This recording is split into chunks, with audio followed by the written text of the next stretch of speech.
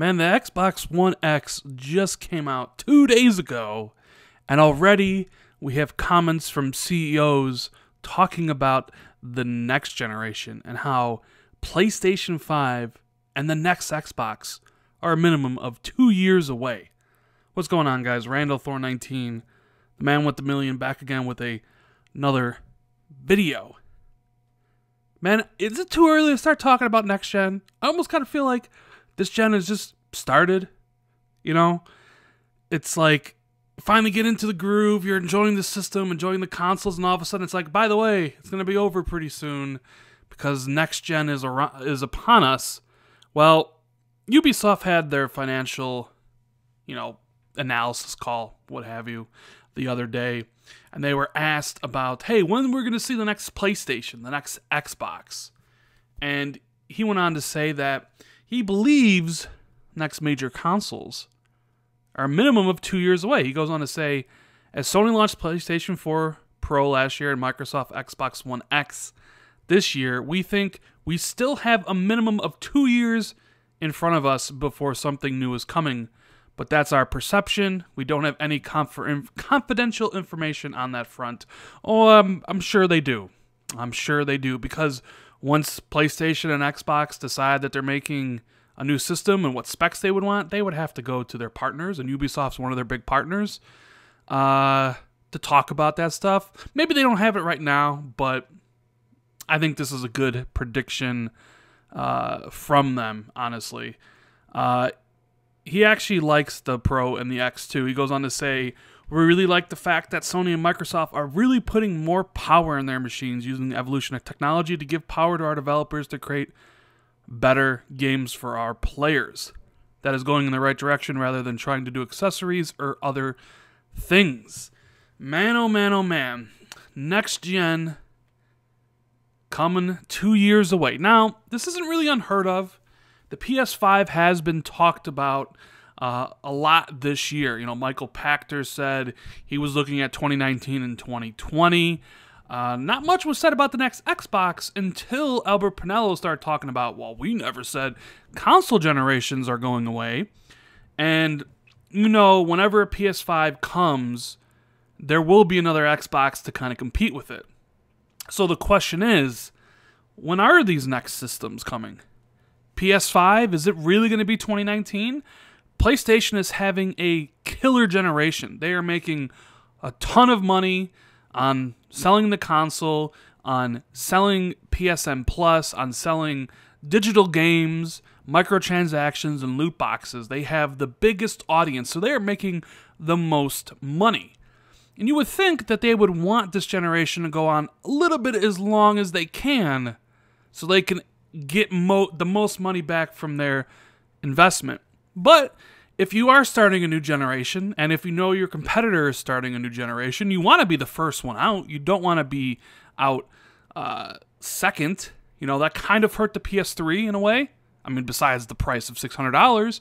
But they were a year after the original Xbox 360. They came out a year later, and I think that really did end up hurting the PlayStation, even though by the end they basically sold the same amount. But PlayStation 3 did take a hit in market share, mainly because of the price, but also they let Xbox get a foothold. And you don't want your competitor to get a foothold in the marketplace because it's kind of hard to knock them out of the top spot, as Xbox is finding out here with PlayStation. They come out with a new system, but more than likely, it's not going to be able to knock PlayStation out of that top sales position. Nintendo might fare a better chance at that because the Switch is selling gangbusters, but Nintendo's kind of always done things their own way. They march to the beat of their own drummer.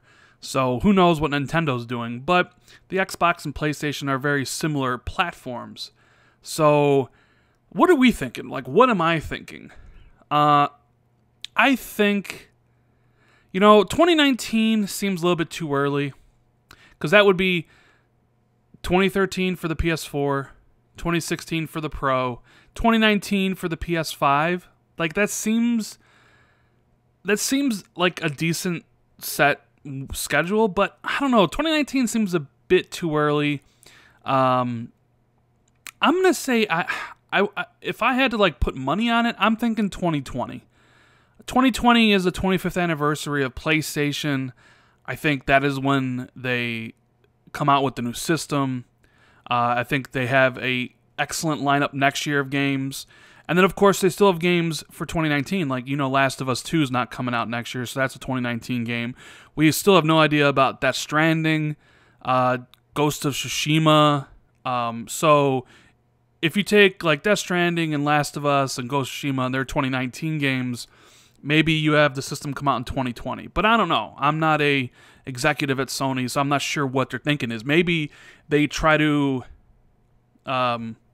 mirror the end of the PS3, where The Last of Us came out in the summer, right before the PS4 came out, and they end that generation on a high note.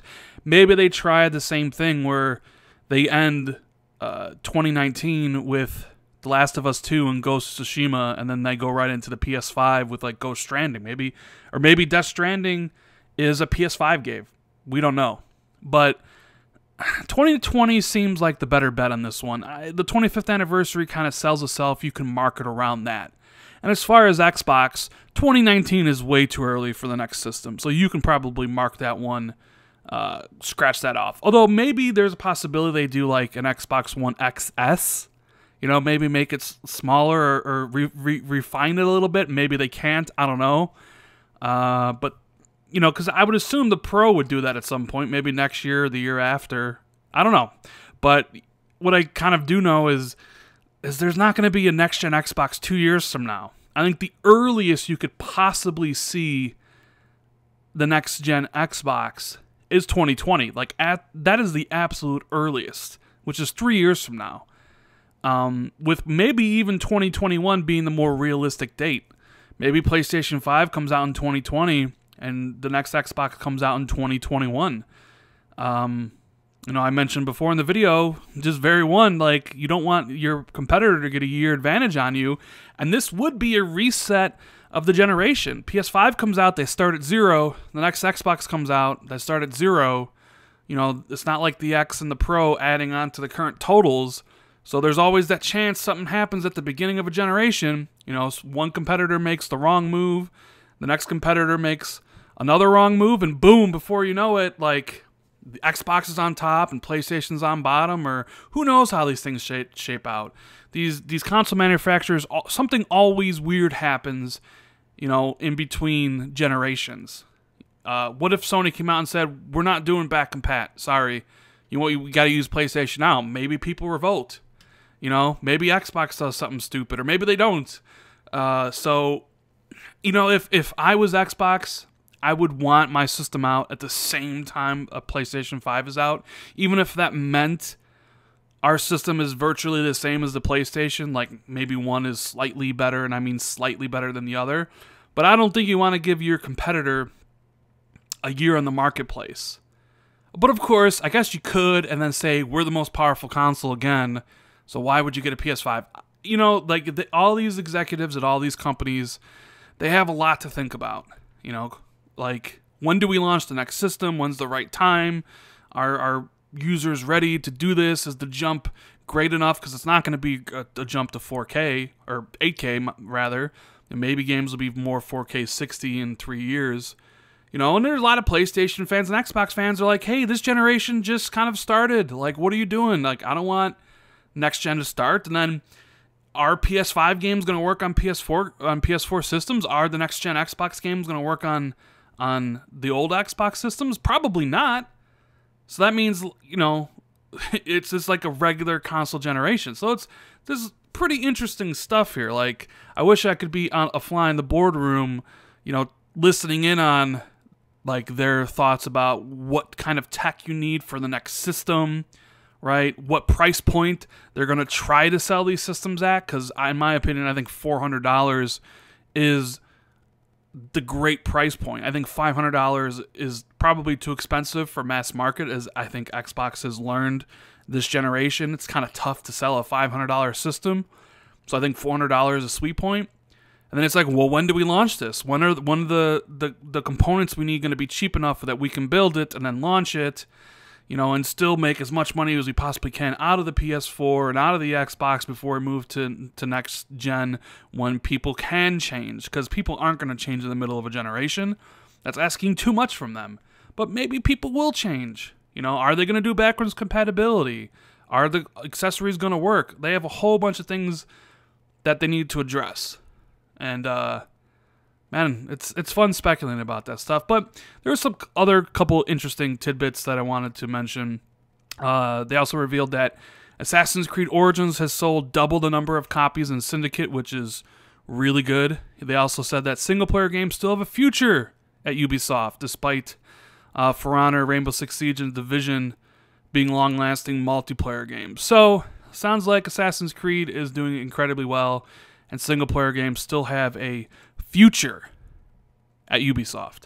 Anyways, guys, when do you think the PS5 and Xbox are releasing? Let me know what years you think it's going to happen. What year for PS5 and what year for Xbox? Put it down in the comments below. I'm going to check out everybody's predictions. If you enjoyed the video, make sure you hit that like button. Consider subscribing to the channel for more content. Hit the notification bell so you're always notified when I do drop new videos. Thank you guys for watching. I really do appreciate it. Make sure you share this out on social media, and I'll see everybody in the next video. Later, guys.